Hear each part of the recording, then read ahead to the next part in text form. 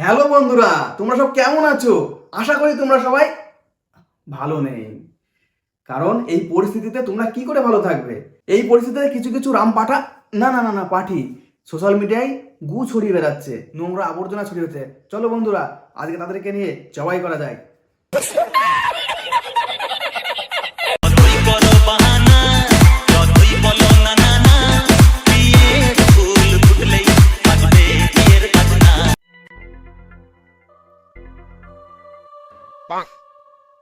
বাড়ি পৌঁছাবো তো আমি? বাড়ি পৌঁছাবো কি করে আমি? মনে হয় না বাড়ি পৌঁছাতে পারবো। এটা কেন হবে? এটা কেন হবে? কেন হবে এটা? কেন হবে বলুন তো? এটা কেন হবে? কেন হবে বলুন তো? মনে হচ্ছে যে আমি বাড়িতে ঠিক করে পৌঁছবো তো। না তুমি পৌঁছাবাই না। তুমি কি করে পৌঁছাবা? তুমি তো আসছো প্রাইভেট কারে। তোমার যখন আসো তখন তো তোমার সিকিউরিটিতে ভরা থাকে। যত সব ন্যাকামো, ক্যামেরার সামনে কান্নাকাটি করে মেকআপ করে খুব ভালো লাগে না? মাথা উঁচু করে বাঁচবো, মাথা উঁচু করে চলবো, কি মাথা উঁচু করে বাঁচবো। তোমরা মাথা উঁচু করে বাঁচবা? এটা সম্ভব না। তোমরা তো চটি চেটে বাঁচবা। চটি, এরকম চটি চেটে বাঁচবা তোমরা। এতক্ষণ তোমরা দেখলে এক আলাদা প্রকারের প্রজাতি। এবার তোমাকে দেখাবো এক অন্য ধরনের প্রজাতি, যেটা আমরা সচরাচর দেখতে পাই না, খুব কম দেখতে পাই। না না না কারণ নাম বলবো না এখন এখন আরে নাম বলবো না, বললাম তো নাম বলবো না। তোমাদেরকে একবারে টিভির পর্দায় দেখাই। আরে বললাম তো দেখাবো, এবার দেখো।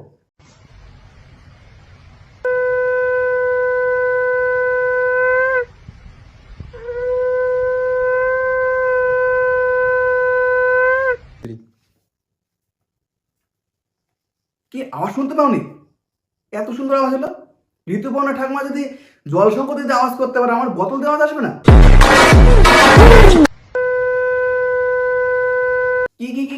কি এক সেকেন্ড। ও, আমি তো বুঝতেই পারিনি যে জলের বোতলে কেন আওয়াজ আসছে না। ওটা তো জেটি এডিট করে বসিয়েছে। জেটি ভাবছে আমরা ভাতই খাই না। रुको जरा सबर करो। মেনে নিলাম তুমি শঙ্কটা বাজাচ্ছ, কিন্তু ওটা তো জল শঙ্খ। জল শঙ্খ কি করে বাজাচ্ছ?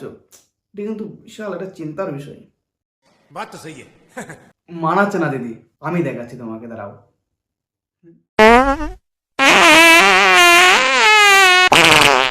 কি বন্ধুরা, এবারে বলো, ভিডিওর সঙ্গে এবার ঠিক লাগছে না? একদম।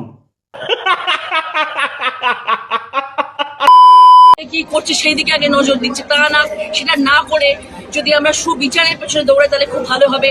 আমরা যদি মেয়েটির মা আমার পাশে গিয়ে দাঁড়াই সেটা ভীষণ ভালো হবে।